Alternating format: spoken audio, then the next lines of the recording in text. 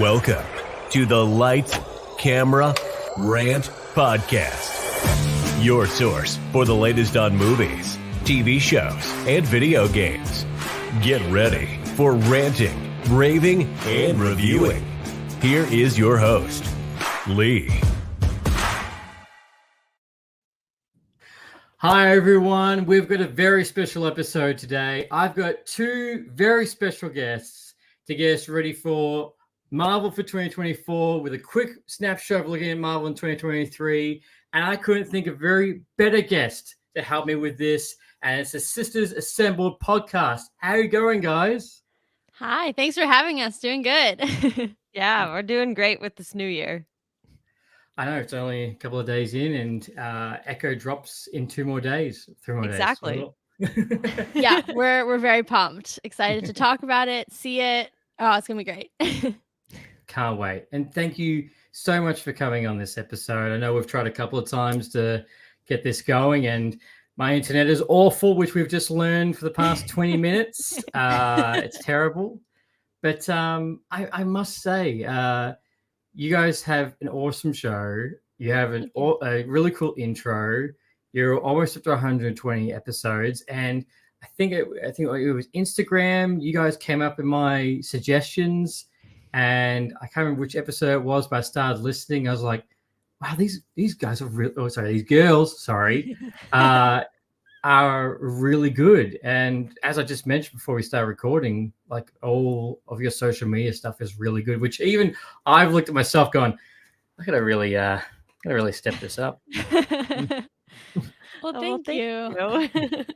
It's been awesome. Cool. 120 episodes is like crazy to think about that we haven't. I know we always say this on our show, but like the fact that we haven't killed each other in 120 episodes, we're, spoiler alert, we're like actually sisters. So, we don't have to be quite as nice as you have to be to like a friend or a stranger. So there have been fights, but we've made it through, which is great. And I have to say, I love your intro, by the way. It's like so amazing and professional. I was watching it and I was like, dang, look at this. This is great. Thank you. That was for one guy from Fiverr and a voice and a guy in America who's a pastor. And this is his side job. He makes intro for podcasts. Oh my God, that's awesome. And I was like, perfect. I'll take your voice. Yeah, right. Well, he's a great one. So good choice. Yeah. Thank you. So I gotta say, like, how did you guys start this podcast at the very start? Because I was, you guys, this was a school project that you turned into 120 episode juggernaut. Yeah. I was still in college when COVID hit. So Taylor and I ended up back in the same house for the first time in a couple years. And I had a school project where I had to create a blog. And then one of our like quests for the week, if you will, was a podcast. And this was right when WandaVision was coming out. So I was like, okay, I picked Marvel as my topic. And we always did debriefs, like us. And then Taylor has a really good friend from college. And we'd call him. We're like, what do we think about this episode? What do we think is going on? And so I was like, okay, I'm just going to do this exact thing for my podcast. And then I said to Taylor, I was like, why don't we try this? Like, this kind of seems like this could be really cool. And so Loki was around the corner and we planned it out. We have an iconic picture of our whiteboard from back then when we planned everything and we just started. Here. Literally from Caitlin's bedroom to everyone else's ears. Yeah. No, that's awesome. And you couldn't have picked a better time to start with WandaVision. Right. There's so much content coming. So we were like, okay, cool. I mean, we're not going to run dry. That's for sure. No. It's actually this year is actually the first year since I think 2010. There's only one Marvel movie this year, which I can't believe. Yeah. It's going to be weird. Then like Sony is like oddly filling in the gap, and we cover the Sony stuff because it's like quasi Marvel. So it's like not the same caliber of movie, but we then have like 4 coming out, so that works, I guess. I know, and I was looking at it today, and I was like, yeah, Kraven the Hunter, but that's gonna be I keep forgetting Venom 3 is coming out this year. I don't know why. I keep thinking of like Kraven, Madam Web, and I'm like, there's a third one. And then like, I was just looking before, I was like, that's right, Venom. Yeah. Yeah. I know Katie hated haven't- Venom too. She's a Ugh. Carnage girl. I mean, as much as one Not can not be a like in a Carnage weird girl. way, Carnage. Yeah. Jeez. No. Yeah. She, No. I think the symbiotes are very, very interesting, and Carnage to me is terrifying, and I just don't think they did him the justice I think he deserved to have. Like, it should have been a horror movie, essentially. I should have been scared to death walking out of it, and I was like, "Oh, that happened." We watched and they it, did the yes. rare feat of being able to ruin Woody Harrelson, which I didn't think was possible. Correct. Yeah. It's like, I don't think I've ever seen a miss from him, and you made Woody Harrelson miss. It was bad. Yeah. And that movie, it's in my mind. I still think about the ending. I'm like, that ending feels so choppy. Like it feels like there's so much left on the cutting room floor. I'm like, Yeah. there's something missing in this. And it only goes for 70 minutes, I think it is. Really? Okay, that Like, makes a it's lot of sense. really then. short. Yeah, that makes makes sense. sense. Because it's like missing some like story. Yeah. I honestly, and then to me, there was only like one good scene, and it was when he first turns into Carnage, and you're like, it's like misty or foggy or something from like fire, and he comes out of it. That's the only good scene. And then the rest of them, they were like, oh, yeah, that's right. I think we need to tell a story somewhere in here, but I think we forgot. I don't know. No, we're just gonna make sure we're gonna set up for No Way Home. That's all we've. Yeah. They were like, we're just Credit. gonna shove Tom Holland in there. Everyone's gonna forget the actual movie, remember the end credit, and it'll be fine. And that is what happened. It is. No. When's the last time you heard someone go, "Oh, I went back and watched Venom 2. That was just so good," or "I went back and watched the Venom 2 cutscene, after credit scene." Yeah. Yeah, exactly. I honestly Yeah. forget it's to that movie because Venom 2 is so forgettable. So I'm just like, oh, that end credit. I don't know what movie it goes to, but I know it exists. Like, that's the only important part of that movie. I know. And then I was thinking with Venom 3, is he just going to be like, well, that was a wild ride. You know, I just figured out this entire world of everything else going on, but I don't have that going on in my world. Yeah, But anyway. Right. It's weird. it is weird. And like, there are more symbiotes. So, like, are we getting a third? Well, that was, they movie with a set that up. symbiote? And I forget the name of the symbiote they set up, but they did set up, is it Chaos, or was that from the first movie? I think I think it was no, I think it was Chaos was I think it was the first one, because wasn't it? Okay, because there's another one they're setting up that's like the policeman or something, and Yeah. I assume that's the third movie. So we're But I just can't gonna remember his keep name. doing the same plot over and over again. Well, Yeah. what else are you gonna do? What else? Yeah. Here's some Morbius. You guys want more Oh my God, Morbius, right? Stop! I can't. That movie. Ooh, I'm ashamed to say I spent money on that movie. Like, I'm I know. sad. It was bad. That was so bad. I Yeah. watched that at the same time. I think the Halo TV show was out at the same time, and they were both awful. I'm like, this is just terrible podcasting. Like, this is shit. This is shit. Oh. Yeah, Yeah, I that loved was Jared not Leto. it. Like 30 Seconds to Mars in like middle and high school for me, like very important band. So I was like, yes, Jared Leto, like 100%. And then I came out and I was like, no, Jared Leto, No. what have you done? Yeah. Oof. This is my argument with Sony. Loving the tangent. Like, so it feels like Sony just like half bakes it. Like, Yeah. Across the Spider-Verse, pure gold, fantastic. Yeah. But here's a live action movie that you might like, and we've chopped scenes together, and there is no Spider-Man. Or I remember with Morbius, they're like, you'll find out who Spider-Man is later. Yeah. Yeah. And then let me just throw in Michael Keaton as the Vulture and like completely confuse the idea of the multiverse. That's cool. Like, I'm a rules girl, and like that to me was a sin. I was like, I need to walk out of this theater right now because you don't understand the concept of the multiverse and you're ruining everything for me, and I'm angry. Yeah, I'm pretty sure most of our episode was focused in on that, and we just were like, what's happening? What are we doing? What does this mean? Nobody knows anything at this point. No, and I don't think the director did either. Yeah, honestly. Everyone That's the vibes seemed from confused. Sony. Yeah. Yeah. Like, we literally just watched a movie that's like, oh, everyone's coming to the Marvel universe because they're getting pulled by Spider-Man. But for some reason, Michael Keaton doesn't do not that. Him. Yeah, not him. He's going in the opposite direction. Yeah. Are we ever going to see Vulture again? Oh, that's it. I don't know. Well, right. I mean, between him and what's the other one? Is it Scorpion that they've set up and never paid off? Like, yeah. Can we just like circle back around on some of these guys, please? And that was one of my arguments. I was talking to Germany the other day. I was like, I want Spider-Man 4 just be him, be actually Spider-Man, and tie up some of these loose ends of these characters that we got introduced, and introduce Miles. Yeah. Don't even get me started on Miles. Don't go off on that.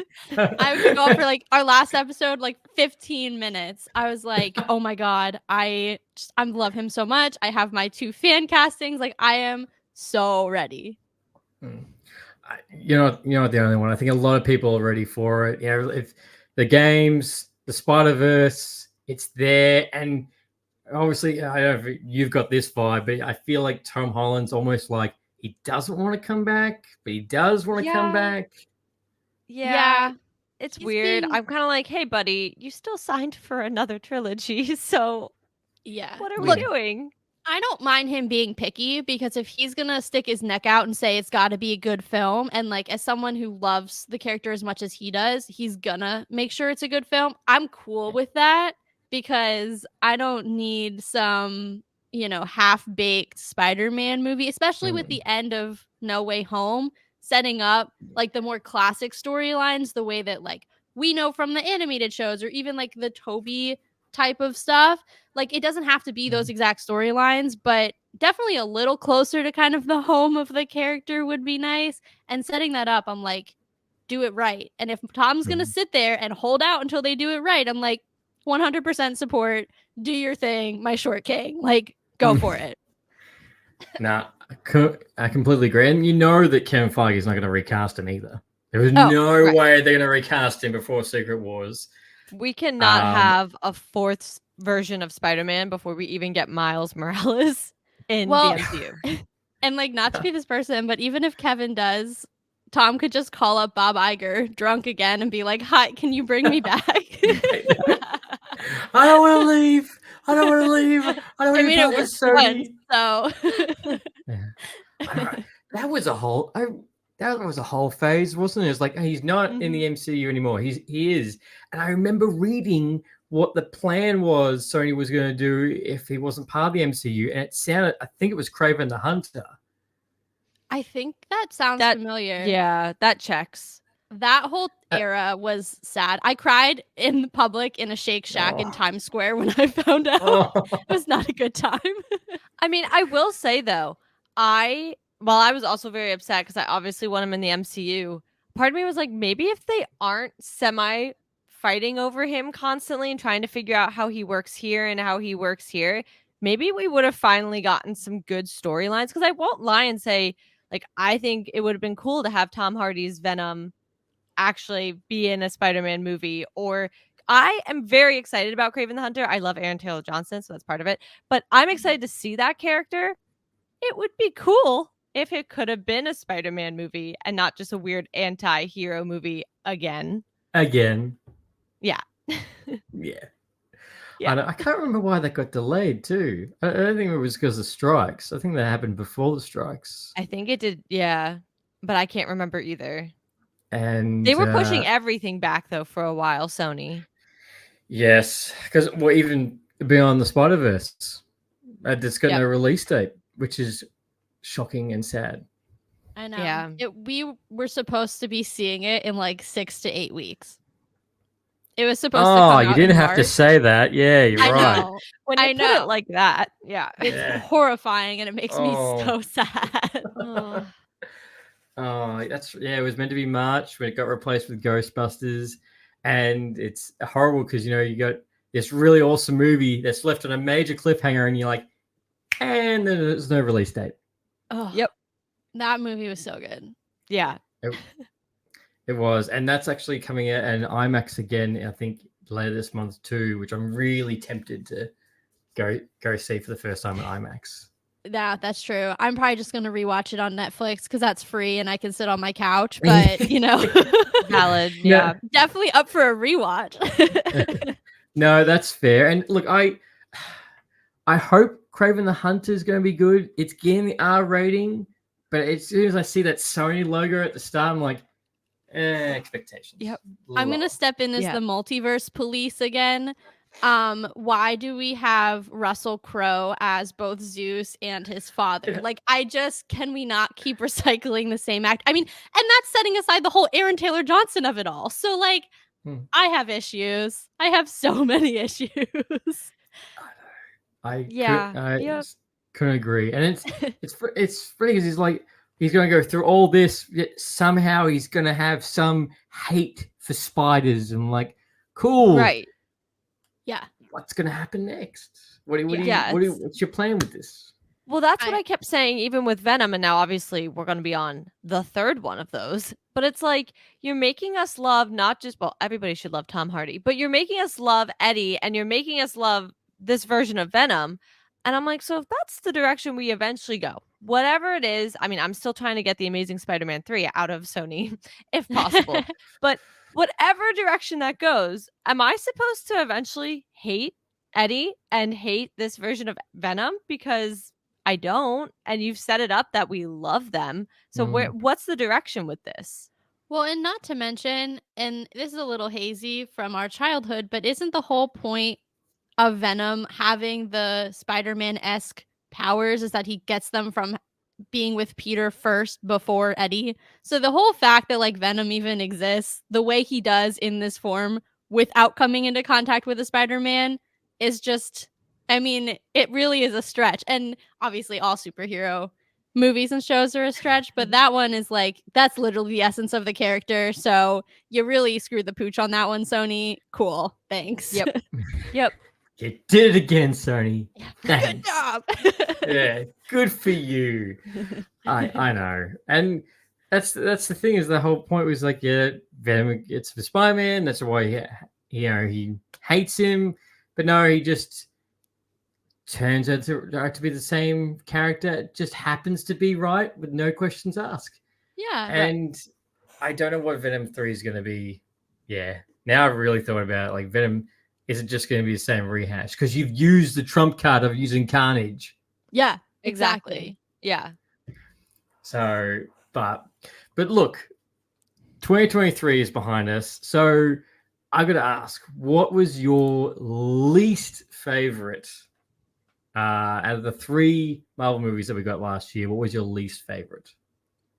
Definitely by far Quantumania. Yep. I think if you heard our episode coming out of it, we liked it. Like, it wasn't terrible. It's definitely not the worst Marvel movie ever. There's Iron Man 3 out there, which is my personal least favorite. There's The Dark World. It just, okay, think about it in the scheme of the larger MCU. What does it actually move forward? Nothing. It's just a Christmas movie. Yeah, exactly. Yeah. And that really just annoys me. In those phases, everything was building, and then you just like put the pause button with Iron Man 3, and it just drives me nuts. So it's definitely not the worst, but when you look at the other 2, it does not hold a candle to either one of them. So easily Quantumania for me. Yeah, I would have to agree on that one.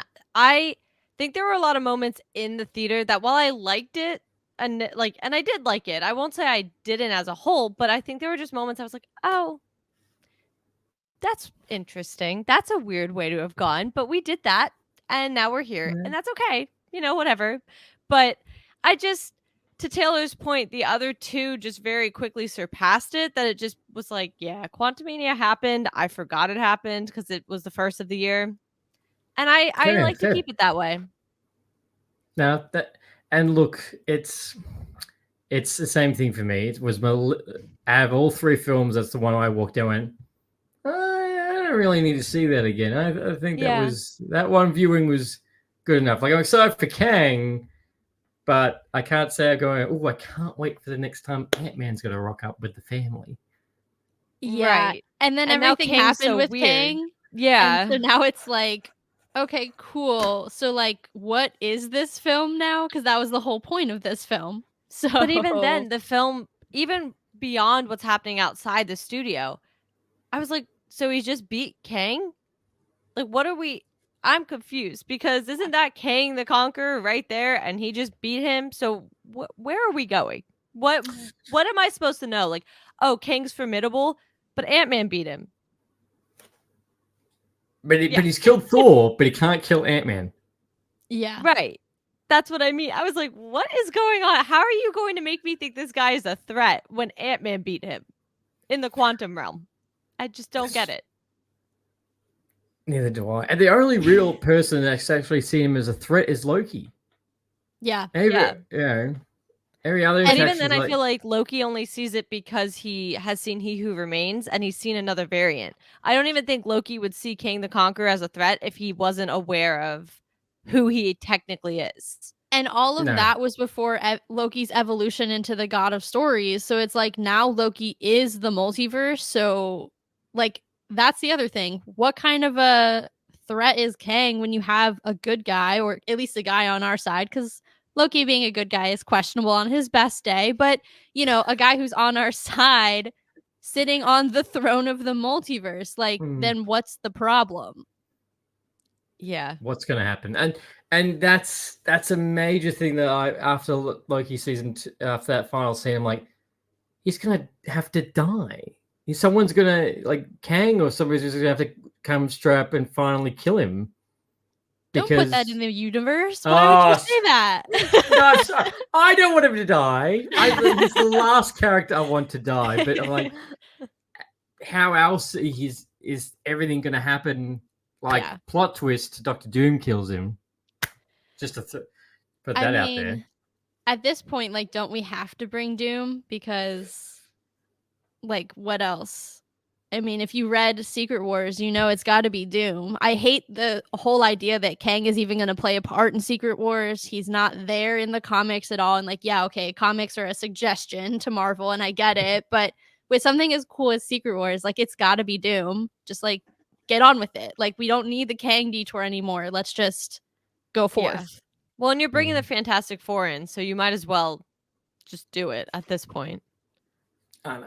And that was an argument. That was an argument I said a couple of weeks ago. Is like, is Marvel just going to shift, just push? And I think I saw a report that apparently Avengers Kang Dynasty currently has no name now. It's just 5. Honestly, that's fine. Yeah, we did. I think it was in one of our newsletters within the past 2-3 months. We kind of tackled that question of like, are we actually getting Kang Dynasty, or is it now just Avengers 5 and we have no idea what the plot's going to be? Is this movie just gone? And that was prior to obviously Jonathan Majors being fired. So now it's really like we're hearing about recast, but is that really what we're gonna do? I don't know. No, it's all up there. I feel bad for Marvel at the moment with the COVID, the strikes, this Sentry, which, you know, that's thrown in the works because I'm pretty sure they were about to start shooting in a couple of weeks. Yeah, and now that's he was out literally the door. getting fitted, like he was in it. Yeah, crazy. He's ready to go, but no. But yeah, I think now, because of what's happening with Jonathan Majors, it's always going to be a big what if now with like what happened is if he didn't get convicted. Well, because I don't think there was anything he was going to appear in next that was confirmed. No. Yeah. And honestly, what's interesting is we were hearing since Quantumania, to circle it all back, we've been hearing since that movie, are they sticking with Kang? Because the movie didn't perform well. And a lot of people were kind of like, the same idea I had. Okay, he just beat Kang. How am I supposed to think he's some formidable force? And so Marvel has kind of been circling this idea or so it sounded, that they might move away from the Kang storyline to begin with. And then obviously all that happened, I think, in March. So right after the movie. And so it's just been this constant of like, I don't know for 6-7 months. And now he was fired. It's like, is it a what if scenario? Because now I don't even know if they were planning to stick with Kang. Yeah. I mean, in my perfect scenario, you recast just long enough to wrap up the whole Council of Kangs, because I do think that part is interesting and that makes him more formidable. Like, I'd love to see the Scarlet Centurion and all of those characters. So maybe it's a Coleman Domingo who kind of is coming out as like the lead right now for the replacement. Give him a show or a movie or something, wrap up Kang, and then move right into Doctor Doom and be done with it. Like, instead of trying to put a round peg in a square hole, let's just be done. Like, it's so forced at this point. Yeah, they're trying way too hard. Shouldn't be this hard. Thanos was seamless. It just worked. This is like not working for them at all. No, and it's not. And the hard thing is, which, like every Marvel fan, everything you see is like, Marvel's dead, this is wrong, this is bad, and which some of it is. But right now, Marvel just seems to be in absolute shit creek. And I agree with you. Recast Kang, get him back for a hot minute, then do something dramatic like Doctor Doom kills him and gets introduced, and you're like, actually, he's the real baddie the whole time. And I personally, I think everyone would be shifting to Doctor Doom, would happily go to Doctor Doom. I'd be like, yes. Sure. Yeah. I mean, knowing that Secret Wars is our North Star, there's nowhere else we should be. Kang should only have ever been a distraction, and it was, in my opinion, a mistake to elevate him this high and to say he's the new Thanos. Like, no, it should have always been Doctor Doom. You should have spent the last 2 years laying that groundwork and not forcing Kang. Like, cool, Kang clearly could have been a one villain here, or villain. We saw it. He literally got destroyed in one by ants. movie. Yeah, I know. So like, cool, fine, whatever. Or even a couple. Like, I feel like, you know, something like an Ultron, right, in Age of Ultron, though he wasn't in other stuff, you could see how everything led to him and that moment. Do that with Kang, fine, be done, and then move on to the actual problem, which should be Doctor Doom. And listen, I'm hearing Cillian Murphy is the lead runner for Doctor Doom, and he would be an amazing Doctor Doom. So just bring him right on over, and we can end this nightmare, and I'm happy. I think it was Boss Logic who did like a fan casting of him as Doctor Doom. I'm like, yes, print money. Gosh. Yeah, I mean, listen, after he played Scarecrow in the Batman, and he did that so well, but then I'm also a Peaky Blinders fan, so I like love him from that. We'd be happy the movie is getting shot soon too.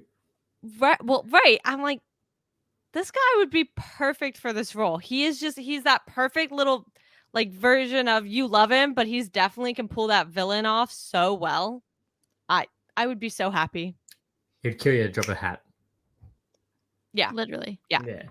I think he'd be good. And I said this as well on my last episode. I was like, I would want them to bring in Doctor Doom subtly, like no, he's not Doctor Doom yet. Maybe he's just Victor, and he gets introduced to everybody, and us, the audience, are like, he's gonna kill all you. He's gonna turn on you at every moment. But just like subtly like that, and then. Yeah. I mean, there's so many opportunities for powerful players to come in who are puppet mastering things. Like, we have people like the Power Broker, right? And Sharon. Okay, she could be working for someone. Like, there are so many opportunities to bring someone of that caliber in. So, let's do Taylor it. forgot too. I only just reminded her about an episode 2 ago when we were recording. I brought it up and she was like, "Oh yeah, she exists." I'm like, she's still alive? Oh my gosh. She's still out there, and that's right. She's a baddie, and that's another storyline that is off into nowhere. To be determined. Cat 4 question mark? That's a full film. Yes. Yeah. Which we were meant to get in Feb. I'm pretty sure we were originally going to get Cat 4 in Feb, which that's not happening now. And well, Thunderbolts is at the moment. Yep. I know. Production purgatory. We love it. Yep. Exactly right. We all cried, right? We all cried. Oh, like a baby. Still can't Thank listen to you. Florence and the Machine. No, neither can I. And I had Disney Plus open the other day, and my partner was like, "What do you want to watch?" She's like, "Do you want to watch Guardians of the Galaxy?" Like, I can't. I can't. I'll cry again. Yeah, I In know. that one scene, I can't do it. Yeah. It just that movie. So I'm a May baby, and I feel like lately all the May movies have in different ways wrecked me. And so this movie was like not too far ahead of my birthday, and I just remember being in the theater, just being like, "Oh my god, I'm so depressed now. Like I really don't know what to do." Yeah. I Can't mean, do it. the scenes No, with I the can't animals go were on. awful, but that like last scene when they're playing. Okay, so I'm a huge Florence and the Machine fan. I saw her last year, cried through like her whole concert. I was like Oh. dying, and then they brought her on, and I looked at my best friend. I was like, I'm done. Like I literally am about to just be a puddle. I'm over. Like I don't exist can't. anymore. Oh, this is the last movie I cried in. I have cry a lot, watched. so that's not rare for me. But I cried harder at this one. Well, no, well that's fair. That's fair. Yeah. It's very. It's sad that these characters are slightly done, except Yeah. for Star-Lord. Yes. And Well, and we might have a new Guardians, which is interesting. With a terrifying version of Groot. who's, Yes. like, as large as a thick building. Groot. Yes. Thick Yeah. Groot. Yeah. Mega Groot. Maybe we're calling Mega it Groot. Swole Groot. Swole yeah. Groot. You can see that on a t-shirt now. Yeah. Love it. Yeah. But no, and I know people saying, "Oh no, this is only good because this is part of the old Marvel with James Gunn." I'm like, it does that? No, he still made it at the same time. Yeah. It's And still what, phase 5? Like, yeah. it's not the old stuff. I mean, it's still, yes, very reminiscent of the old stuff because of James Gunn doing the whole trilogy, which I don't know if any of the others can say that they've been shot by the same director. Spider-Man trilogy. Yes. Yes. Is all Okay. 3. Yes. But I don't think. I think that's it, actually. I know Thor wasn't, and I know Cap wasn't. I'm trying to think. Was Iron Man all 3 of them? No. No, John I didn't Favreau think dropped so. down the 3rd. That's what I Yeah. thought. And Which explains a lot about the third movie. It does. Yeah. Yeah. No, I know there's a third. Oh, Ant-Man. Peyton Reed did all the yep. Ant-Mans. Yep. Man, he really Okay. dropped off on the third, didn't he? Yeah. Then what Yeah. happened? I just What need was he doing? I'll take my paycheck now. Yeah. He was like, and I'm out. Thanks. And look, I do hope we see the Guardians again. Even the new team. I think even without James Gunn, I feel like we can still get these characters very true. Because I know a lot of people are like, oh, it's going to be shit now without him because he's going to DC. I'm like, I would want to see a 4th Guardians. No. Not I like don't this. know- They ended their story the way they needed to. Yeah. And I mean, someone taking it on with a different tone and a different take on it is fine. Like, I love the idea of a fresh, because to your point, like, I think 4 of the same would get a little tiring. So, I mean, Except look, for John Wick. yeah, I mean, I've never seen those, but I know people are into them. But, Yeah. I think like after a 4th one, we would all have a very different conversation and be like, all right, James Gunn, you're done. Whereas he like was able to end it on a high note, and he's very into passing the torch. So pass it to someone who we think can like do the original ones justice. Well, right. And think about, I mean, obviously, I know Taika didn't do the first 2 Thor, obviously, but think of how high Ragnarok was, and then they brought him back for Love and Thunder, and look what happened. Like, the 4th movie just fell right off the edge again. Yeah. Yeah, exactly. So it's like, Yeah. did we need the 4th movie? No. No. No. And We could've left it where it was. Yeah, and I saw a comment the other day. It's like, why is What If doing more justice to Thor than Thor 4? I was like, yeah. Good point. I feel like What If does that with a couple characters though, where they're just like, actually, the MCU is kind of not doing them what they should, but here they are in a much better light, and you're like, oh, good. Thanks. Have you met Hela lately? Like, girl was ripping it in What If, and she did in Ragnarok too, but we should have gotten much more of her. Well, look at Wanda redeeming her like that to do Wanda Merlin in episode 8, and I was like, thank you, because I don't know what happened in MOM, so I appreciate it. No, and to me, the Hela episode was my favorite. I think that was, It was good. It was a so good one. good. And Odin is still a terrible, terrible father. I love that Yep. if there's one consistent thing in the whole MCU, it's that Odin is trash. He is the worst father in the MCU, yeah. And there's a lot of bad ones, but he does take the cake on that. Yeah. Yeah, I'm about to die, and I'm not going to tell you that you have a sister that's really powerful, except for this moment right now, and she will come through this window right now when I die, and she's more powerful than both of you. And Thor, you're adopted compared to both her and Loki. I know, literally. You're the odd one out. Yeah. The one golden retriever, and then you look at the other two children, you're like, okay, what? It's like, yeah, I can see it. And with Guardians of the Galaxy, I think they've done wonderful. Yeah, I said James Gunn's wonderfully ended that, and then we get the Marvels, which unfortunately I saw is the lowest performing Marvel movie out of 27, 28 films at the moment. I'm mad. That's a travesty. Yeah. I think this one fell to a lot of things. One is obviously they really couldn't promote it because the strikes were still happening when, like, leading up to the movie. I think they ended like 4 days before it came out. So there wasn't really a lot of promotion. But also, if you're anywhere in the fandom, you knew there were a lot of people who weren't going to watch this for reasons that I don't agree with, but to each their own. And so I think it just fell to two different huge things. And it's a shame because we love the movie. Like, we couldn't talk more highly about it. Yeah. I was the same. I was 100% the same. When I first saw the first trailer, I was a bit like, I don't really know how this is going to go. And then as soon as I saw the movie and finished, I was like, I was wrong. I will admit I was wrong. That was good. I enjoyed that a lot more than Ant-Man.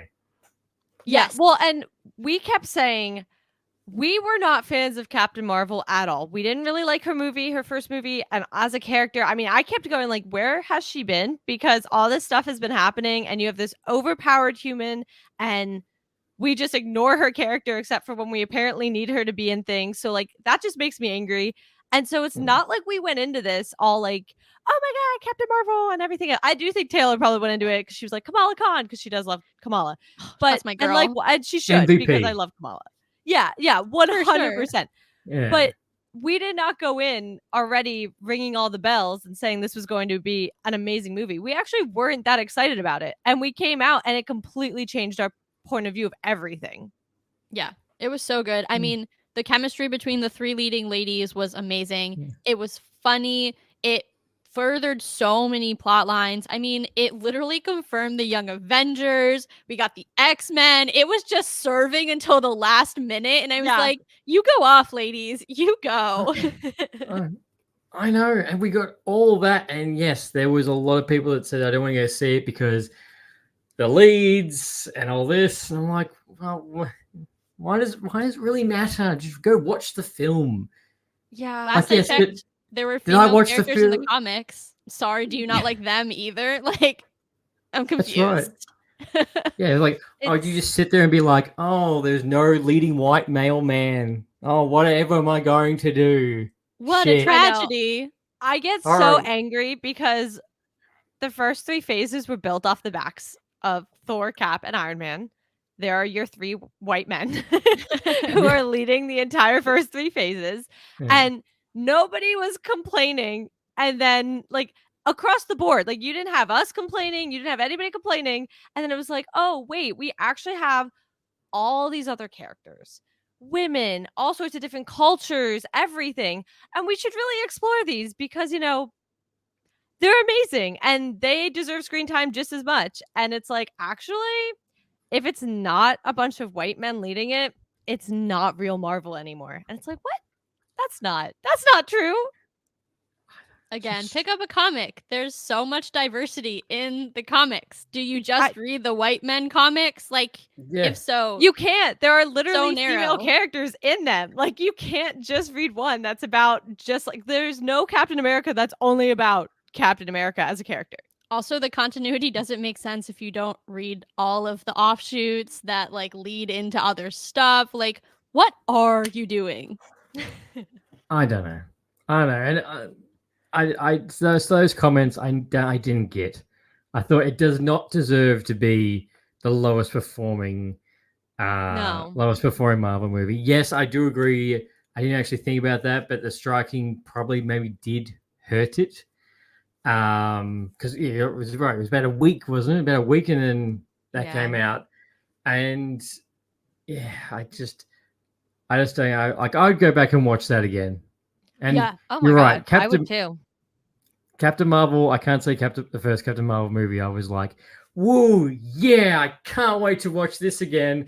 I'm going to completely forget about this because Endgame comes out next. That's exactly what I always say. I'm like, you know, it wasn't the best movie, but also you just killed half of the universe, and then you were like, here's some random character that you're gonna need. It's like, I always call it the Mouse-Catools or whatever. I'm like, here's your Mouse-Catool you'll need for later. And it's like, well, you know, I just want to see Bucky and Wanda come back. Thank you. Well, not to mention, like, if you look at Carol's personality in this one, which is so fun and rich and full of empathy and, you know, actual emotion, and then you watch her in the first one and she's a total robot, and you're like, why should I care about this person who can't even emote? Like, and it's not Brie Larson. She's a fantastic actress. I mean, the girls won Oscars. That was just really poor direction and writing, and this is it's a big step up for her. Yeah. And she knocked it out of the park. It out of the park. All three of them did really well. I was probably the most surprised. I was the singing planet. I was a bit like, everybody's singing. Yeah. Why? I had to like, I went alone to see this movie because my boyfriend usually goes with me, but he had COVID during this time. So I was like, okay, I'll go alone. And it was an early showing. I don't know. And it was an early showing, so there were like 7 of us in this theater. But they start singing, and I'm just kind of looking around. I'm like, okay, what are we doing over here? I don't do musicals, and I was like, can my face cringe any harder? But yet, also, I kind of loved it. I was like, it kind of works, but also, I hate this, and I'm conflicted. Yeah. It fits, but and that was obviously her really singing too, because she could sing too. Yes. But yeah, that was probably one of the weirdest moments in the movie for me. And I was probably the second thing, I was surprised that Kamala Khan's parents were in it for as long as they were. I'm like, stop though. I love them. Yeah, that to me was a pleasant surprise. I loved the Khans, and I think they're amazing. And her parents' commentary was just perfection. They're so good. Like, when they're doing the whole, like, is she influencing you to do bad things? That was exactly what I need. That was good. And I like that they still kept the brother though. They still kept all 3. Yeah. And I felt like Kamala Khan was us in that movie. It was like, oh my God, Nick Fury. Yes. Oh my God, Captain Marvel. Yeah. And then for her to Nick Fury was great too. Like, they oh my God, did such a 180 from what we just seen in Secret Invasion, which I know we'll get to eventually. But like, he was hilarious. I still can't. The whole like when Captain Marvel's falling or one of them's Kamala's falling, and then they do their little switcheroo, and he's like, it's just Carol, we're good. And it was a dumb little one line, but you were like, I'm cackling. Like, I'm in the theater, full on cackling at him.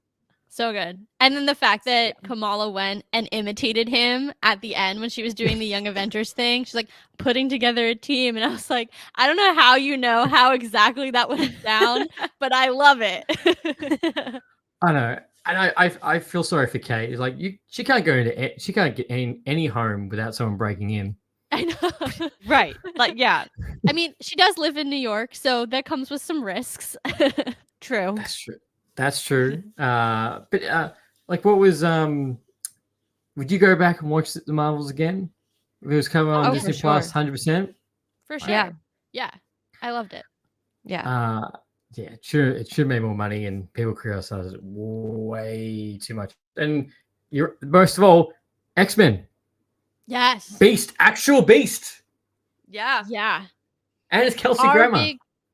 Yes. Our big question coming out of that was, all right, cool. We've now seen 2 or 3 live action X-Men, if you consider that Hugh Jackman's Wolverine is going to be in Deadpool 3. You've seen MOM's version, and now this is clearly another version because sounds like Professor X is still alive, which we know is not the case on 838. Thanks, Wanda. So 3 live action X-Men. Is this the one that is important to us, or is this just another passing fancy for us to be really excited about the shiny toy for a while? Unclear. I think it's a passing. I think it's I do just a too. pass because I don't know how. The only way I can think of that they can bring the X-Men into the MCU that's going to make sense is if for something after the Secret Invasion that they're still there. Yeah. Yeah. Yeah. I Because how mean, can you explain it? By the way, there's a bald guy in a wheelchair that has this mansion that we've never spoken about, and random people have powers, and yeah. that's a I whole mean, thing. we have what, 2.5 because Wanda's confusing confirmed mutants. Yeah, that was like, I feel that was Marvel. Obviously, I know they didn't have the rights to do the mutant storyline with her when they first brought her in, which is why we also couldn't call her the Scarlet Witch. But I feel like that's them trying to retcon it so hard and be like, actually, her and Pietro are mutants, but we're not going to confirm they're mutants because we're not yet ready to go there. But we'll go other directions. But like, there's a hint. She was always a little special. Yeah. You know, and So- it's amazing what you could do with the Tesseract for some reason. Yeah. It's so Yeah. confusing.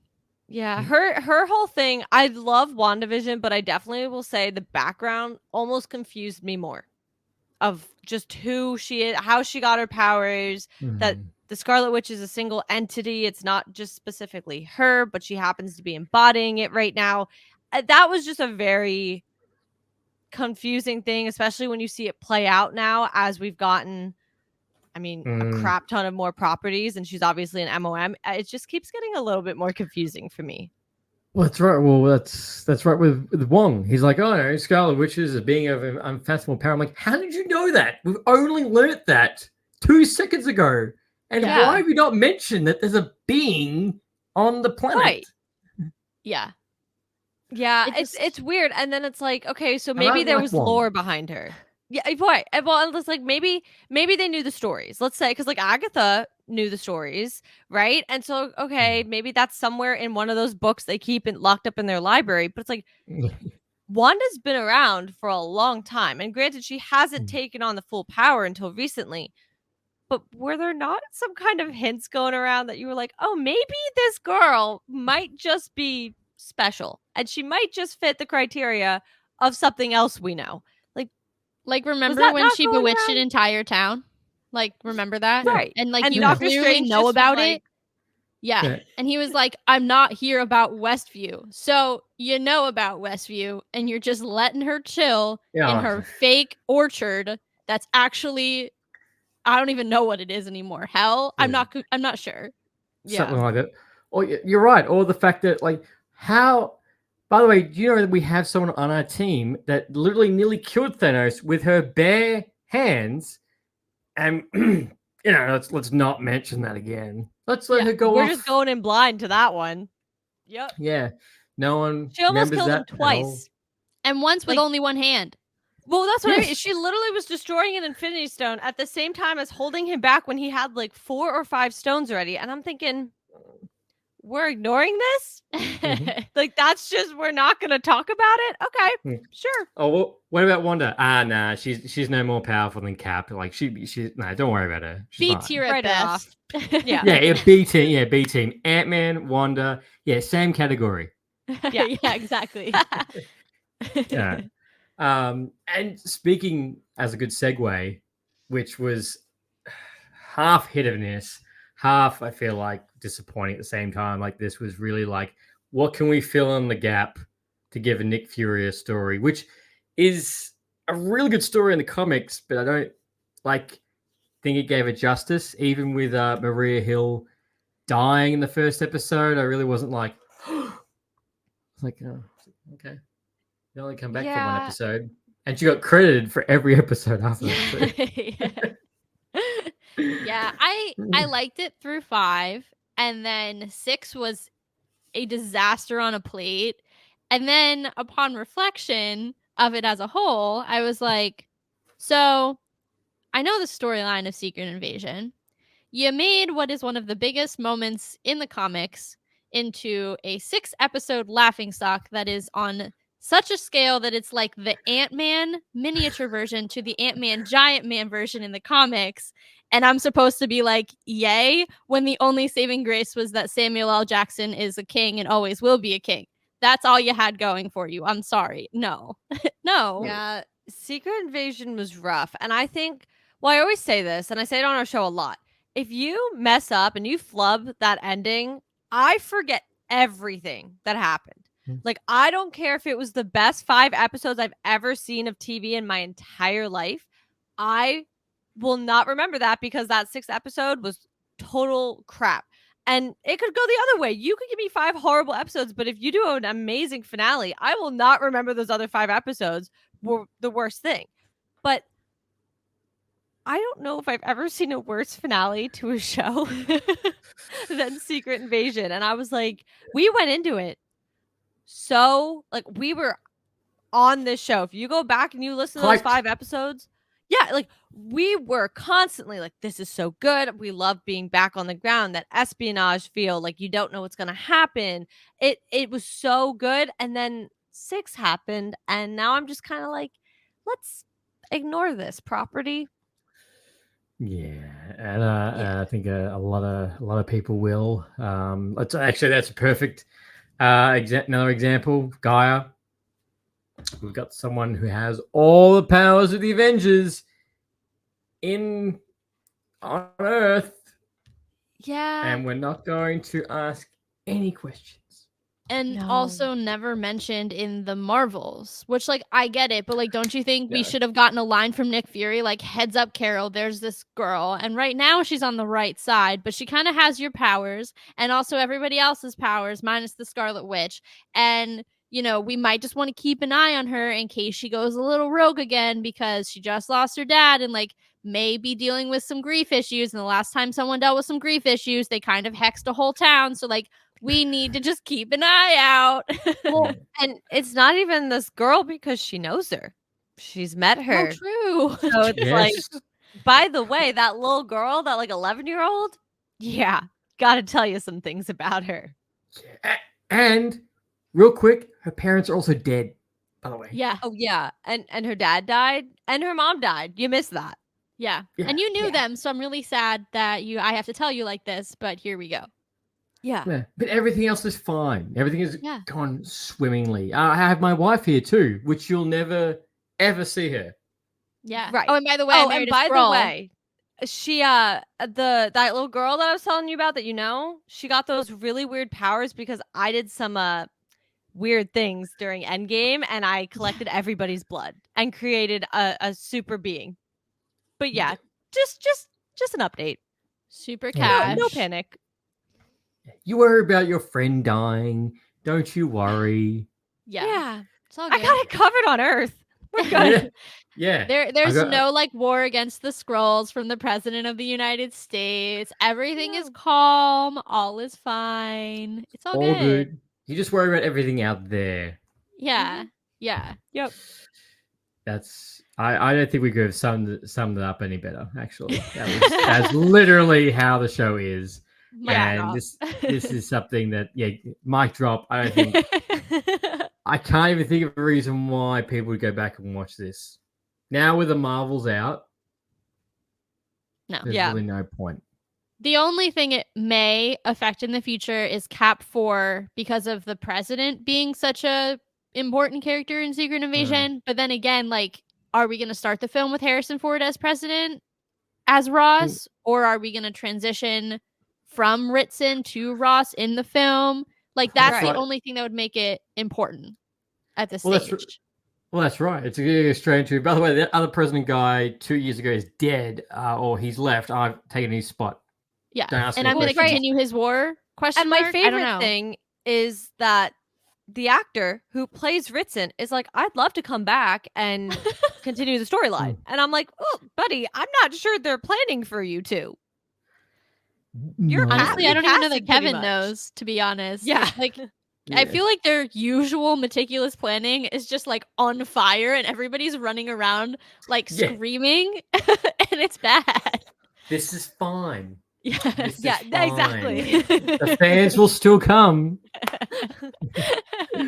They'll still rock up. Loki, which we touched on, I feel like you could have not wrapped that better. That was what we needed. I thought they could have wrapped. I didn't think they could have wrapped it up better after Secret Invasion. So see, we felt that's fair. After Secret Invasion, that's a fair statement. It's definitely better than Secret Invasion. This is the type of. I will say this was a weird one because this came out for us because we did the early showing of the Marvels the same night. So it was like a lot. We went and saw the movie early, recorded, and then we were on the phone. We FaceTimed during the conclusion of Loki, and then we were recording directly after. It's like 11 o'clock at night. We're exhausted. We both work in the morning, but we did what we had to do. And we both kind of were like, what is going on here? I have screenshots of Kate's face, and she's just like this the whole time. Oh, no. Yeah, the ending was not it for us. I know everybody is like, the ending of Loki, but we came out of it and we were like, the ending of Loki. Like, are you serious? Oh, this isn't the last time we're going to see him. This isn't a definitive ending. That I know. Oh, for sure. I think at the time it felt definitive, and that was right after the strikes ended, and Tom Hiddleston went on, was it Kimmel or Fallon, and was like, I'm done. This is the end of 10 years of my life. And I was like, I refuse to acknowledge all of this. I'm going to go to sleep, and I'm never going to think about this again because it hurts me deeply, and I'm over. I'm just done.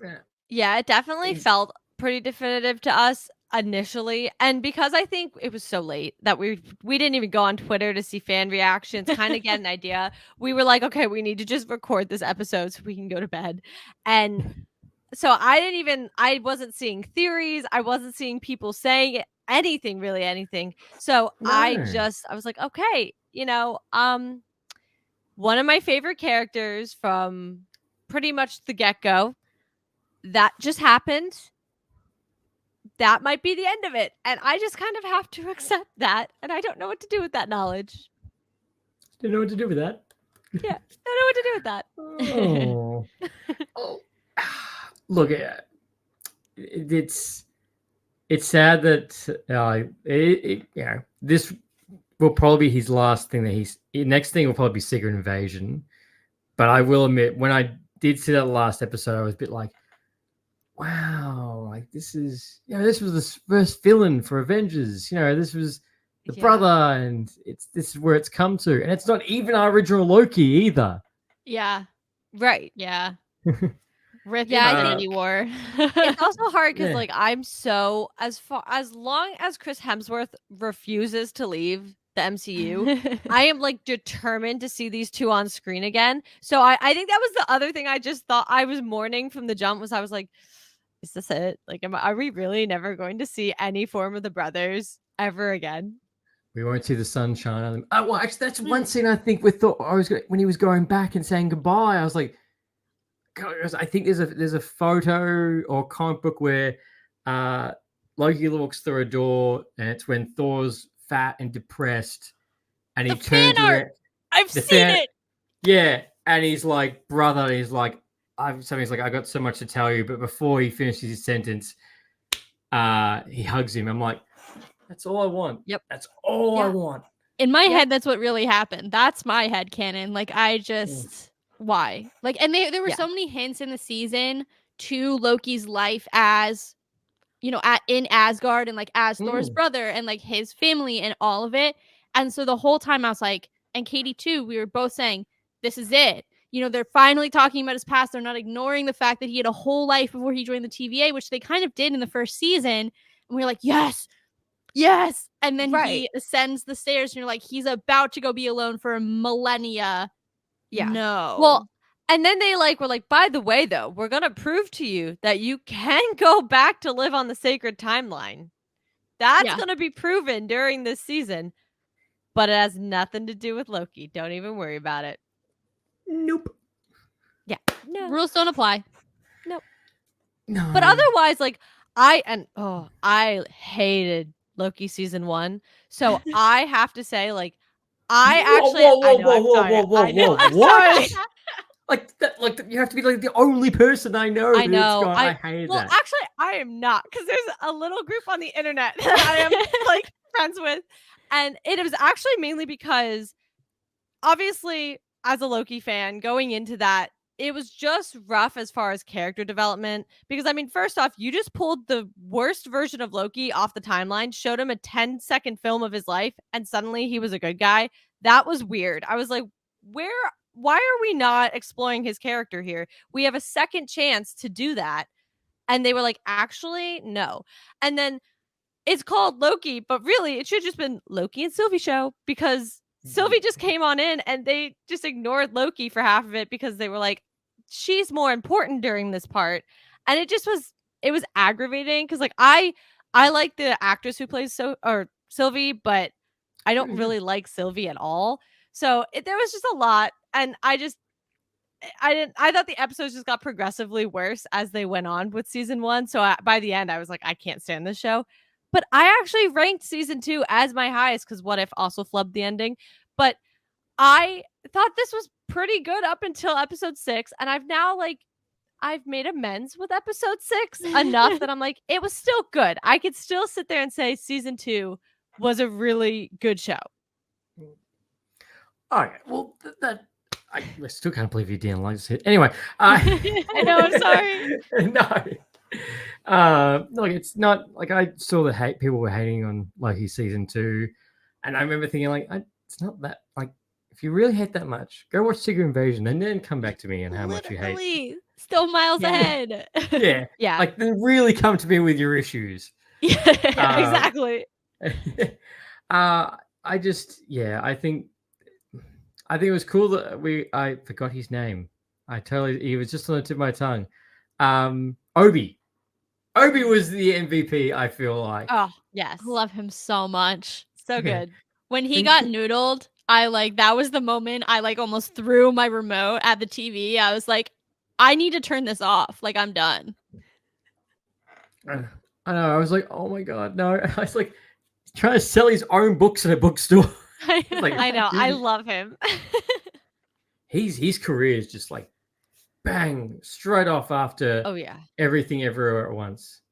I know. And I'm so happy for him. Like, to go from being short round to not really doing a ton in front of the camera for so many years, and then to have this stratospheric rise. It's like, you go, dude. Like, so many. I feel like him and Pedro Pascal and the whole late career Renaissance thing. I'm like, Brendan yes. Fraser. Yeah. For sure. Yeah, Pedro Pascal, which is I can't believe I do know this off the top of my head. He does not have anything, I think, below 4.5 on IMDb. I love that man. Rating.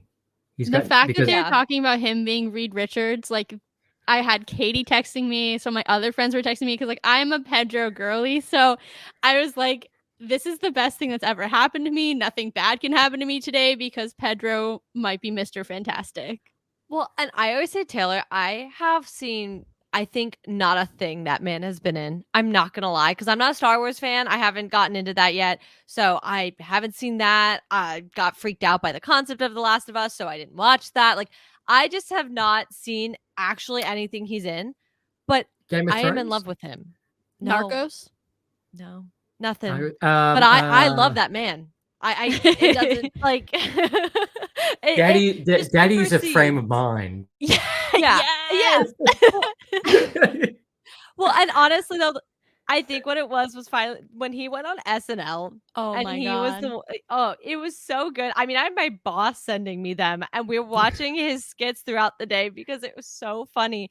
And so I was like, yeah, I don't need to even see this man act to know that he's an amazing human being, and I love him. Protect Pedro at all costs. That's Exactly. the world's goal for 2024. 100%. I still love that meme. It's like he's got Ali on the horse. He's got Grogu, and it's like Patrick Pascal. Next TV show, saving another child. That is his mission to keep collecting children. The universe's ultimate dad and Yeah. daddy. I know. No, if he was Mr. Fantastic, that would just be so good. I know. He would knock that out of the park. Yeah. 100%. Whether or not everybody else, but at least he would be perfect. Yeah. Yes. And did I hear that you didn't like the ending to What If Season 2? Yeah, it was No. not good. You didn't what? You didn't like OP Captain Carter? Okay, Well, let me no. tell a little. I'll let you in on the secret of I actually cannot stand Captain Carter as a character. Why? She could do it all Um, day. Except for Ambo M. No, when Wanda, That was a highlight for cheering Kate. on girl Wanda on. I was like, thank you. Oh, you're like, yeah, bitch. Yeah, no, literally, I was like, you go, Wanda, you get her. Like, Yeah. I don't like Peggy as a whole, really, because to me, she was like meant to be in the first Cap, and that was really it. I didn't think she really needed to keep coming back. And then You I want- don't know what the obsession is, but now they just keep bringing her back now, and I'm like, can we just maybe focus on our real Captain America a little bit instead of Peggy Carter? I'm over it. I'm good. But So you didn't like her I- TV show? You didn't like her TV show as well? I didn't watch it. I actually Neither did did know I. I did actually like I did like Agent Carter. That was good. But like also that's so confusing. Like what universe does that exist in? So like therefore that brings it down a notch for me. Like I'm confused. It's an entertaining self-contained show, but that's pretty much it. Well, and doesn't it have to be with Agents of S.H.I.E.L.D. because they do that whole thing where Yeah, they go back in Seuss is in time? it. Yeah, so if they ever confirm Agents of S.H.I.E.L.D., then Yes. Yeah. Well, Yeah, that's I the do- other yeah. thing is Tony's in it. The guy who plays Tony's dad in Captain America's in it, and the butler, Yes. yeah. Jarvis. Yeah. Jarvis. I don't know. I mean, I guess it technically in another universe they could be the same in the same way that like Like I'm trying to Wanda think. is the same Yes, across the or like universe. Doctor Yeah. Strange is all Yeah. played by Benedict Cumberbatch. So Yeah, but not technically- Spider-Man. yeah, look, I don't know. Like Or they have King if they have to recast him. So yeah, they have some they sometimes they have to skirt the rules. And like they threw the rule book out for MOM anyway. So like there are no rules. We just like bend them how we need to fit whatever plot of whatever movie or show we're doing. I could go on MOM, this rant No for Way about 3 Home. hours. Yeah. Well, Exactly. hey, you're on the perfect show to do that. Oh, I know, I really am. I just like hire me to be the continuity for only the multiverse because you've got a lot of problems and I will pick the one that makes the most sense and then I will yell at people who don't follow my rules. That's my dream job. No, yes, no. Strike Yeah. through. No, Yeah. I'm so ready. Kevin, I am here. Give me a call. Come on, K-Dog. I know. Did you like any of the episodes of What If? 1 I- through 8. Yes. 1 through 8 were amazing. 9 didn't make any sense. It was like the ending of a different series or a different like season. It didn't make any sense because we had like other than Doctor Strange showing up in the end of a few episodes, we had no continuity to get to that point. Nope. All of a sudden he's just like destroying other or pulling out universe destroyers and we don't even know like what the ramifications are of that. The whole idea of a forge and being able to recreate a dead universe was not explained. Are we ever going to hear that concept again? I don't know. Nope. It just was so haphazard. I was like, was this supposed to be here, or like what's going on? It just made no sense. We went on, I felt bad because every once in a while we go into an episode and we're like, okay, like we know what it's about, but then we just get stuck on one thing and then it just, and it's still on that topic, but it's just kind of like, oh yeah, there was probably more we could talk about. And that's what happened to our reactions to season 2, because we were doing like, we were dropping on Instagram daily our like, yes, you know, quick rating. Yeah. You know, just, oh, you know, we like this episode for this. Okay, cool. Because obviously you have like a minute to talk and we both had to do our part. So we were like, okay, just do fast. But then our actual, and that was like a whole thing, figuring out that YouTube can only let a minute, but like on Instagram, you can do a minute and a half. I was like, okay, listen, I need us all to stop. Let's pick one time. Yeah. But I felt bad truly because our what if reactions for season 2 went through the roof because we were just ranting about how badly we thought the final episode went, why we didn't like it, just everything we're confused about. I mean, personally for me, my thing is, and this ties back to the Captain Carter hate, Loki, but it's a series about what if scenarios. You have endless what if scenarios and pretty much endless characters. And for unknown reasons, we keep focusing on one, and there's no reason for this series to have a main character. I don't know why there is one other than the Watcher. But then to Taylor's point, the ending felt just disconnected. And it's okay if you didn't want to do what you did in season 1 by bringing like somebody from each story. But because you didn't do that, I'm like, why did I watch episodes 1 through 8? What was the purpose of that? Because I'm seeing Wanda Merlin and I'm seeing Nebula now part of the Nova Corps and everything. But they didn't get brought into this final battle. It was just Captain Carter and Kahorti, which I love Kahorti. But I was like, why were we doing that then? I just wasted 8 days of my life to get to this final battle. That doesn't make sense. I felt shoehorned. I felt like, let's just wrap this up in one episode. Agreed. Yeah, because like, you didn't even have to do an ending. Just do a random other what if. No, that's I completely agree. Like, you have endless possibilities. No one's going to be annoyed if you don't wrap it off. Like, well, and not to mention, you don't have to do what you did in season 1. That's like, I didn't even expect them to do that in season 1, and they didn't have to do it in season 2. This show never needs to have a culminating episode. You never need to have. I mean, I know they're starting to get into like sequels to previous episodes. You don't even have to do that. We have so many scenarios we could run with. It's not even funny. Well, and then they, like, literally the same day they confirmed that season 3 is coming soon. So it's like, well, if we don't have to wait 2 years for 3, you could have done a culminating episode with 2 and 3 if you felt like you didn't have enough episodes or enough time in one season to go ahead and do a culminating episode. So, like, to your point, again, the round peg in the square hole, like, they're trying to make things happen that just, like, the story is not leading there.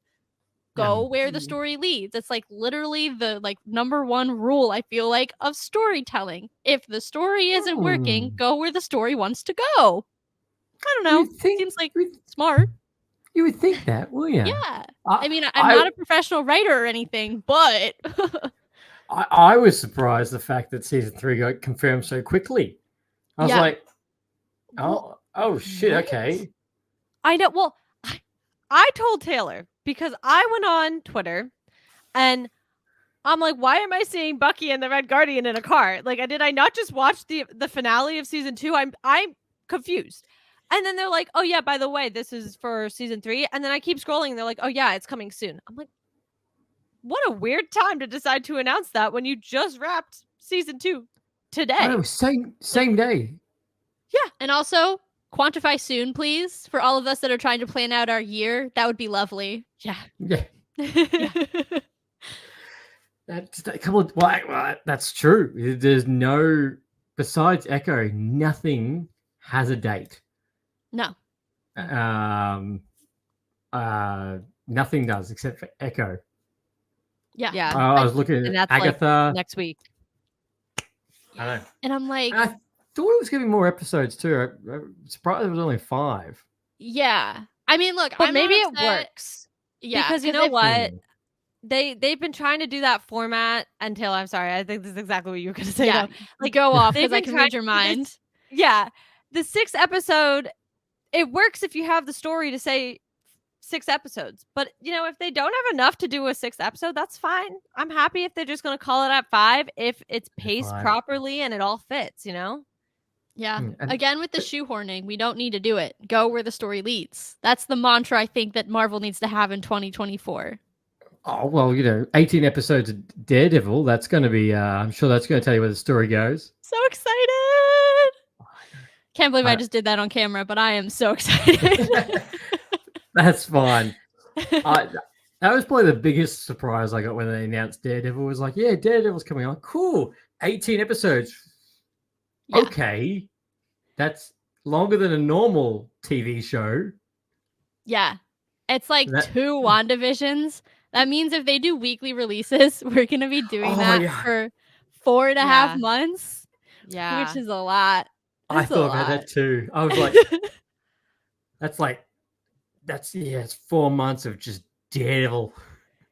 Yeah. But also then there's- you sit there and you're kind of like, at least we have content solidly booked for 4 months. Yeah. That's right. My only fear though is like how many movies are they going to release in that time? How many other shows are they going to drop during that time? Because there's no way that's the only thing they're going to do for like a third of the year. And like my producer brain is going, "Oh my god, that's so much content and I am so stressed." Yeah. Shit. Yeah, literally. Well, I think it's rumored for 2025, which is we're getting Cat 4 and we're getting Thunderbolts, if that happens. And Hopefully. at this rate, we're probably still going to have 3 TV shows on the side for that. It's going to be stacked. It's going to be a busy Ironheart. Yeah.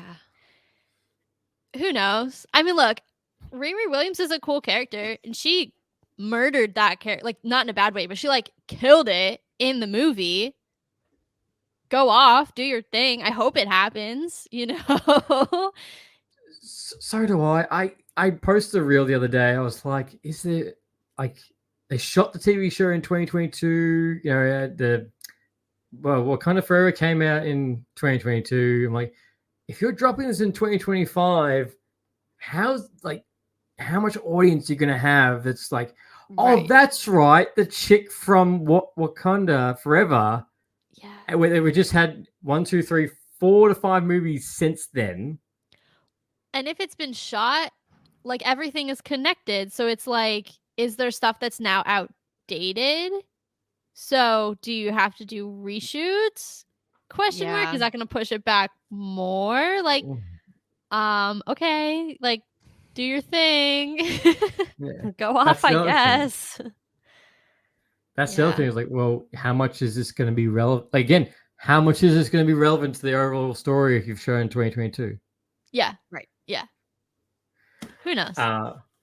But Echo's right around the corner. Daredevils on Netflix has been confirmed to be canon. yes. In MA rating. The first episode probably has a 67 minute fight. I know. And my biggest question is, how is Daredevil and Maya going to talk to each other? We Stop it. had that conversation. I had to stop our recording and I said, Taylor, I don't want to say this on our recording right now, but how do they communicate? Because I've been trying to figure that one out, and we literally went off trying to figure out how they communicate before resuming recording. Because I was like, how does that work? Yeah. Like Yeah. Maya can read Daredevil's lips, so we got it one way, but then she's non-verbal, like she does not speak. So I'm confused. Yeah. I have questions. So that's why it's probably the most thing I'm interested in this TV show. I'm like, do they just fight because they don't know to say hello to each other? Yeah. Well, and then don't we were know. talking about like in the comics, they have, and that doesn't necessarily mean that's going to translate here, but they do at one point have a romantic relationship. And I was like, so how, just how? Yeah, and I know Matt, like, with his other senses, he can, the way it's portrayed in the show at least, it's like he can see. Like, you know what I mean? Like his other senses basically fill in. So it's like, can he like hear? It's almost the same way he like knows how someone's gonna punch him, right? Like, can he hear her fingers moving as she's signing and be able to use that to articulate like what that is? That would require him to know ASL, which like maybe he does. I don't know. Matt Murdock's a smart guy. Who knows? I don't know what all of his linguistic skills are. I don't know. That's my best like guess for how that could work, because yeah, we were trying to figure out the logistics of that as well. I think I don't think we're the only people that are trying to figure that out, because I did see an interview, which I don't understand this myself, but I think it was the director, and that question only came up until Charlie Cox actually said something when they were like halfway through development or something. He actually asked that question to her. I'm like, how does no one how You don't us as think the about Marvel it? fans, that would be the first thing that would go, okay, how are they going to talk? Yeah. Well, right. And like obviously Charlie's not actually blind, but and I'm blanking on But the he did name lose a of role because he couldn't Right. unlearn. I Yeah. love it. But I can't remember the girl who plays Maya right now. I can't remember her real name, but she is actually deaf. So obviously, like she's using ASL and everything. And I'm trying to think, like, so you clearly still had to make accommodations, of course. Well, how did you not think how to translate some of this into her character? And then obviously, and again, he's not blind in real life, but you had to have put some thought behind it, right? Yeah, that can be another argument of what's the creative overhaul that happened with Born Again. So that could also lead into that. Right. And I feel terrible. I feel so terrible. When I first saw Hawkeye, I was like, oh, she's deaf, and the prosthetic leg. I was like, wow, the CGI is really good on that, and the practical effects. Until I actually looked it up that she was deaf, and that prosthetic leg is actually real. Yeah. I was like, yeah, I'm horrible. I'm horrible, because I'm like, wow, that was really good CGI. But it happens. yeah, and this is her only 2 credits too. I mean, and could you have found someone more perfect with her, indigenous background, the fact that she is deaf? It's like literally you ripped Maya out of the pages. And she's such a good actress. Like she nailed it in Hawkeye. The scenes that we've seen, out in the trailers for Echo, nails it. It's like, I mean, what were the odds? Like lightning doesn't strike twice. To get someone who fits these very specific criteria, but then also has the acting chops to just absolutely blow it out of the water. Like, amazing job to the casting department at Marvel. And also, the actress for being fantastic and such a good representation for so many different communities. But that part, I'm like, I mean, what are the odds to find someone who, really hits so many? Because you can be insensitive in so many different, there's the opportunity if you do it wrong to be so insensitive and to really misrepresent a lot of different communities. But I think that they found someone who embodies them so well and is able to represent them so well. And I mean, hats off to Marvel on that one. Yeah. No, she's done such a good job. And I remember when they first announced Echo, I was like, what the hell is this? And I remember it was just saying like Hawkeye spin-off. I was like, on who? What for? I had the same reaction. I was like, oh, why? Yeah. And then now after you watch Hawkeye, you're like, yes. Yeah. Yeah. Yep. Cool character. Great backstory. Amazing connections in the comics. I mean, girl goes up against the Hand. She gets kidnapped by Elektra. Like, let's bring all the Daredevil. I mean, Elektra's now canonically dead, but like, it is what it is. And everyone comes back. No one's truly dead except for Pedro. He's the only one who actually stays dead.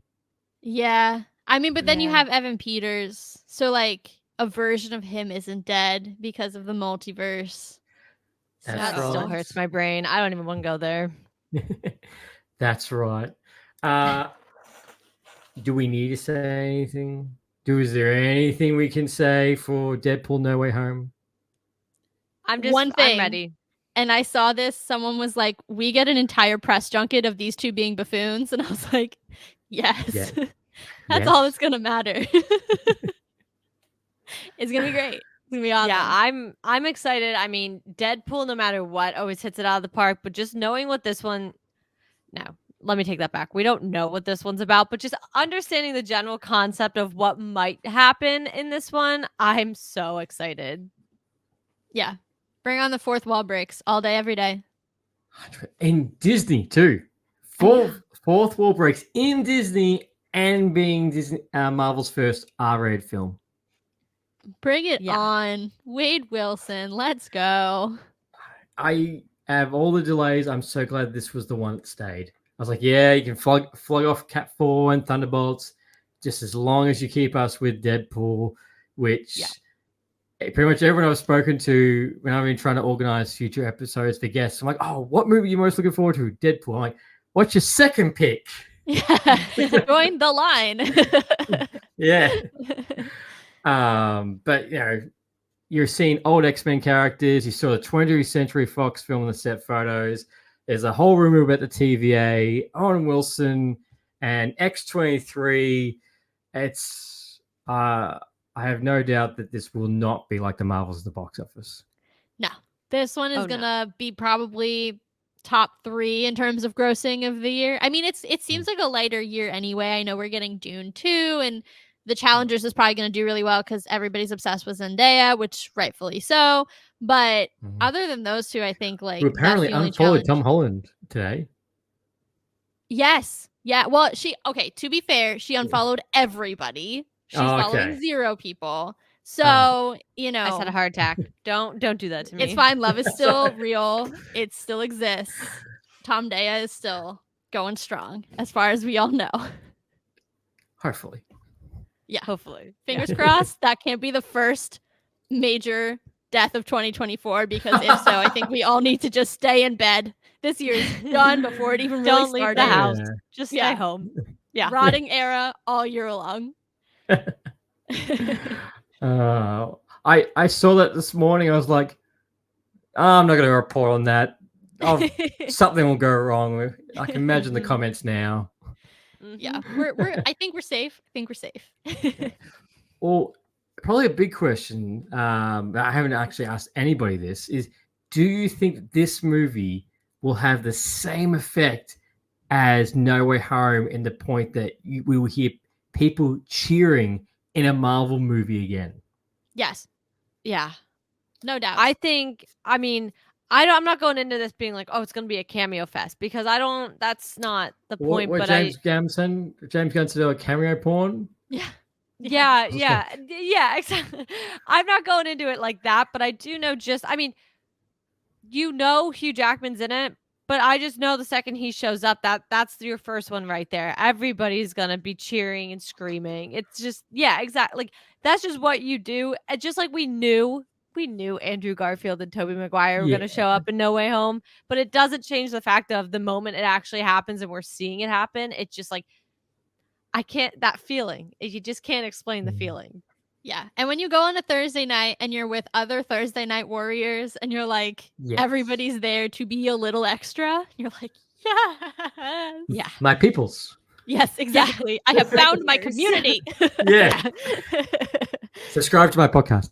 Yeah, exactly. Hand out the business cards. Let's go. Please give us a follow on Instagram and Twitter. Thank you. Thank you. I think so too. I think that as soon as you see Hugh Jackman, people are going to scream. And I have no doubt Ryan Reynolds being heavily involved in this, still with Kevin Feige, there's still going to be some major surprise that we're going to be like, holy shit. Oh, yeah, for sure. Yeah. It's going to be, I mean, I don't know how my brain is going to explode or like what's going to make it explode, but I know it's going to explode at least once. I'm hoping for more than once, but I know at least one. Hopefully more. Yeah. I don't want to be greedy though. Like, just the one. No. But I just want to feel that experience again. I know it's very in between, but like, Endgame, that was an event. No Way Home. I think Andrew Garfield said that he went to a showing of Spider-Man No Way Home and no one cheered, I'm like, that's a crime. That might have could've been gone to the mine, only 'cause- theater in the world. Yeah, because that's my right. theater lost its mind. I literally, so I'm an Andrew Garfield Spider-Man girl, and as soon as they opened it, I was like, that's my lanky boy. And then he like starts running forward and everybody's just losing it. I'm like, it's just so good. The best. And the scene where, and again, Scott packed up everything with Amazing Spider-Man 3 that all picked up again. I'm like, just do it, Mhm. Sony. Like, Just do it. Let him You're finish making all out these his other films. trilogy. Yeah. Yeah. Give us the one we actually want. That'd be cool. Yeah. yeah, I know. Like you give actually us have that. fans asking for something. So give it to them instead of making all these films no one's asking for. Oh, I know you want Amazing Spider-Man 3, but how about I give you a Spider-Man villain that is a wrestler that's going to be played by Bad Bunny? That's what you want, isn't it? Aren't I good? They read my mind. How did they know that in my heart of hearts that's what I wanted? That's exactly what was in my soul. But like it was a secret. And now somehow they knew it. And here we are. Yeah. Sony is that person that high fives themselves and gives them the Iron Gold Star. Like, yeah, you did it again, but you did it again, buddy. Selfie Good 5. job, man. Yeah. It was great. Agatha. Oh, excited. So Yeah. ready. I mean, Catherine Hahn was incredible. I So can't. good. Like I love her, but also everybody calling this a sequel to WandaVision excites me more because WandaVision still to me to this day is probably one of the best, if not the best show, that they've put out so far. And so knowing that and going back to some of that mystical and everything, I'm so excited. And if it takes place after MOM, just the fallout of what that means, knowing everything with Agatha and her involvement with like dark magic, like there's so much that we will get to explore out of MOM because I think that opened a lot of doors. It might hint that Wanda's coming back. Like there's so many things that could come out of this show. I'm so ready. And also the boys. I mean, like we have our Young Avengers are officially on the map. We are somehow getting the boys. I'm not really sure how, probably another universe version, but let's do it. Wiccan and Speed. Let's go. 100%. I said, sadly, it's probably going to come out near like Halloween. I'm like, you could do it a little bit sooner. But Yeah. I get it, but Yeah. earlier. Yeah. But no, I agree with you. I'm ready to go into that witchcraft, that mystic again. And Agatha was again MVP in WandaVision. And I do hope, but I doubt it, that Wanda will rock up for at least a cameo. Right. At least a hint that she's still around. Like I don't necessarily need Lizzie in it, but some sort of like indication that the Scarlet Witch is like still existing. And not just like the entity of the Scarlet Witch, but like Wanda's embodiment of it. Like then I'm like, all right, that's all I need. Like I don't need anything else. Yeah. That's same. Just some confirmation like that. You can't have one of the most powerful beings to ever enter the MCU die by a bunch of rocks. Stupid. Do you really think that's fooling anybody? Genuinely said those exact same words. I'm like, you expect me to think she dropped a building on herself and died? I just watched her dream walk and commit murder to some of the most like high up there superpowered beings. And you're telling me a building did her in? Okay. In barefoot, by the way. In barefoot. Yeah. And she still was not even in her own body. She was in a variant ? Of her, like another entity of her. Like she killed Professor X with his mind. Like, but a building did her in. No. Yeah. That must have been just a really heavy building. Really that's stupid. Heavy. I saw some red flashes when that building went down. She's alive. She's good. I had the same argument with one of my friends. He's like, nah, she's dead. I'm like, there was a red flash at there. You know she's not dead. He's like, nah, she's dead. She's dead. No body, no death. That's our main rule. Thank you. We're putting it on a t-shirt in case anybody wondered. No body, no death. There's a picture of Wanda. And I hope, something small. I'm happy with that. I think Agatha, even though it's changed its name about 4 or 5 times from the Covenant of Chaos, Darkhold Diaries, I don't know why they keep changing House the of name. Harkness. What is That's it now? Coven Darkhold of Chaos. Diaries. Oh, yeah, I could be Is it wrong. Is it Agatha All Along? Is that the new Oh, one? wait, that's the one I said the other day I saw on Twitter. I don't know what it is. Darkhold Diaries. Okay, Oh, but so Yeah. they went back to that. there is no Darkhold anymore. Like Wanda destroyed it. Yeah, that's right. Yeah, that's right. Sorry. The series was originally called House of Harkness, then it was called Cave of Chaos, and before the Darkhold Diaries was changed to that. Oh, actually, no. It does have a September release. Okay. So maybe late September leading into I could see them doing the finale around Halloween. Around Halloween, yeah. Yeah, it's like a mid-September release. Yes, because my thing, what I think what they will do for Halloween this year will be Marvel Zombies. I'm so excited for this. It's not even funny. The fact that's getting an MA rating too. It's gonna be terrifying. I don't even think you understand. Like when they did that what if episode, I was like, oh my gosh, because this is like the most niche thing that I'm into, and I can't explain why I love it so much. But I was so excited, and then they were like, "Here's Zombie Thanos," and then we'll never talk about it again. So now that they confirmed that, yeah, it just was like, oh, scary, terrifying. End of episode. So not only did they confirm this, then not long after, but all week they've been confirming that the zombie Wanda is also like that's going to be the same one. So I'm like, so are we going right back to zombie Thanos and everything else? Because I would like to very much see how that plays out. So yeah, it's gonna be a good one. 100%. I'm glad it's getting the rating. That was my biggest thing is when they said it's getting the rating, I'm like, yeah, tear everybody apart. Let's see how this goes. Yeah. We don't need to imagine if they did it live action? everything. Oh my god. Oh.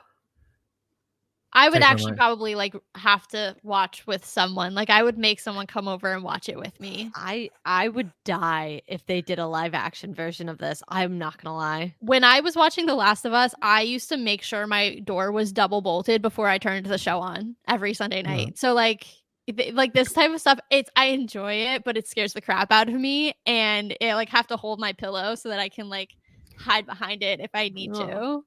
Just enough. Yeah, exactly. I think one of the things I think was with Last of Us was like that was so close with COVID. I'm like, this is so eerie. That was part of why I didn't watch it.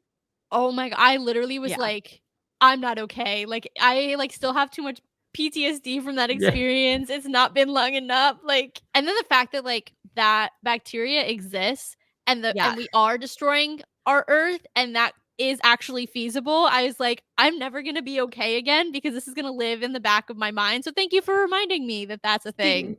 That was Taylor's mistake, was telling me that, and then I was like, and you want me to watch this show after you just said that? I'm not watching it now. Watch it. I'm good. Yeah, I agree with you. I'm like that first episode. I was just like, this is really, this like unhit home, doesn't it? It's a little too realistic. Yeah, just a little bit. X-Men 97 sequel. Nostalgia. I'm excited. Yeah, to go back a little bit. I hope they do it well. That's all I can say. Yeah, that's it. I'm ready to just hear the intro. I don't care about the. I'll still watch it all the way through, but just to hear the intro again, I'm like, yeah, you've got me. Excited to be 7 again. Let's do it.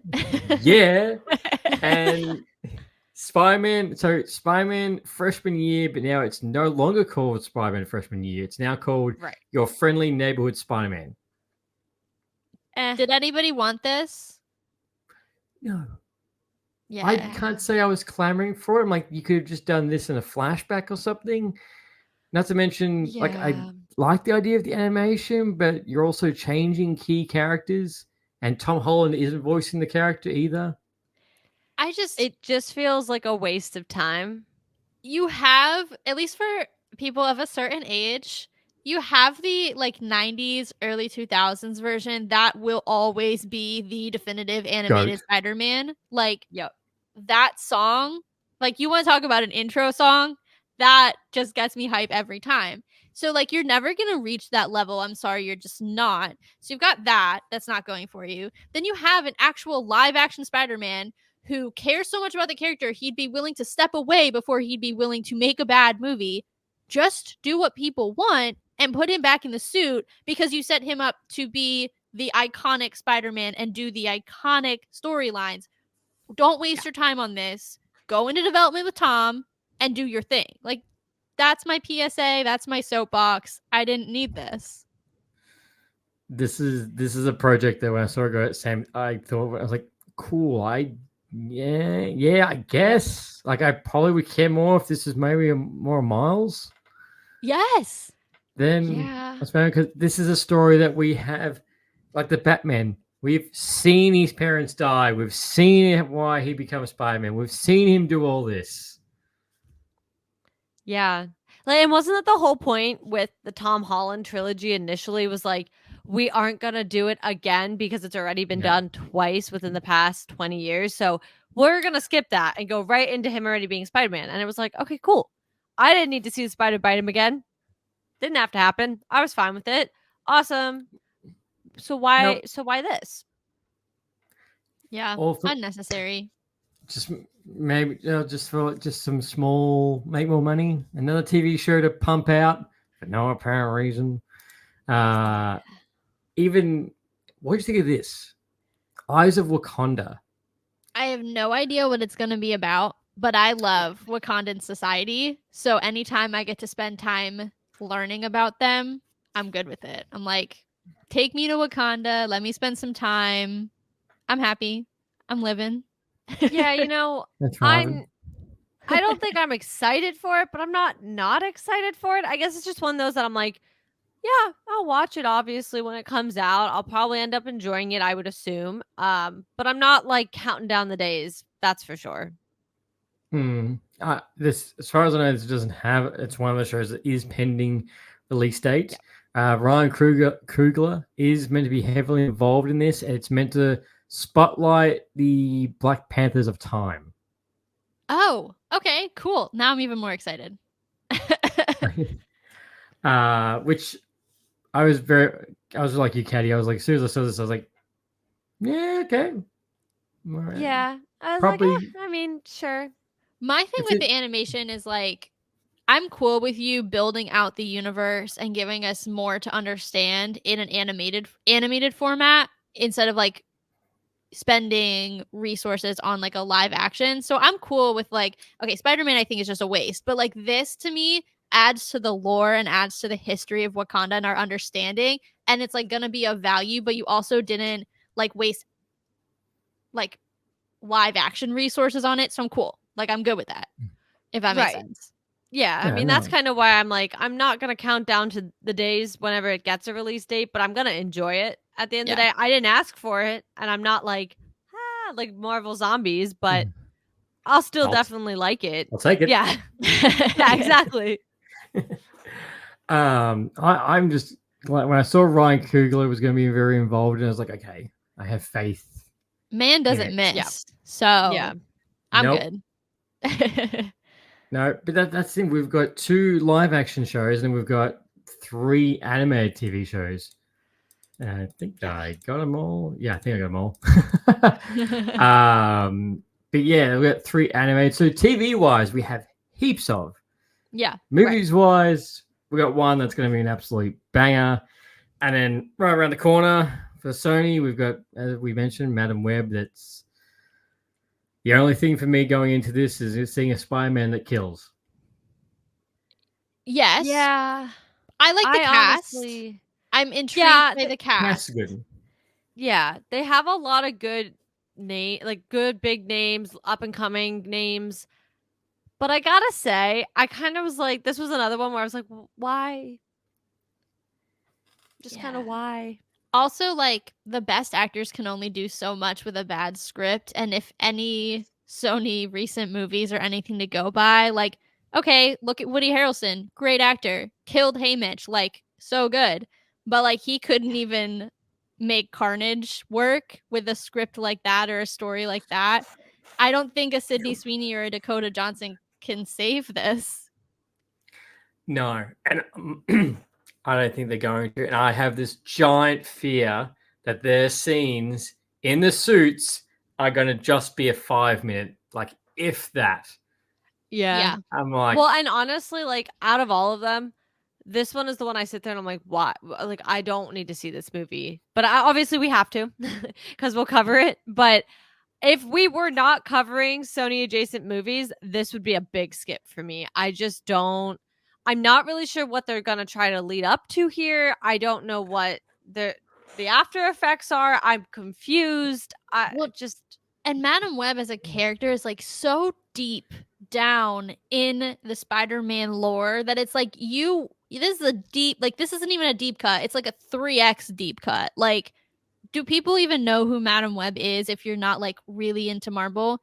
No. The average layperson does not. Like, you really were scraping the bottom of the barrel on this one. So did it need to be made? Like, no, it did not. no.